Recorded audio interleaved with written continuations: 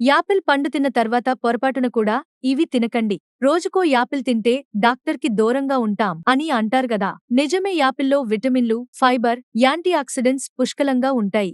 రోగనిరోధక శక్తిని పెంచుతాయి. కానీ యాపిల్ తిన్న తర్వాత కొన్ని పదార్థాలు తినకూడదని వైద్యులు హెచ్చరిస్తున్నారు. మొదటిది పెరుగు. యాపిల్, పెరుగు రెండు చల్లదనాన్ని కలిగి ఉంటాయి. వెంటనే తీసుకుంటే జలుబు, గొంతు సమస్యలు వచ్చే అవకాశం ఉంది. కనీసం 2 గంటల గ్యాప్ ఇవ్వాలి. రెండవది పుల్లని ఆహారాలు. నిమ్మ, నారింజ, పుల్లటి ఫ్రూట్స్ యాపిల్ తర్వాత తింటే అసిడిటీ, గ్యాస్, మలబద్ధకం వస్తాయి. మూడవది ముల్లంగి. ఇది పోషకంగా ఉన్నా యాపిల్తో కలిపి తింటే కొందరిలో చర్మ అలెర్జీలు, దద్దుర్లు రావచ్చని చెబుతారు. కాబట్టి యాపిల్ తిన్న తర్వాత కనీసం 2 గంటల పాటు ఈ పదార్థాలను మానుకోండి.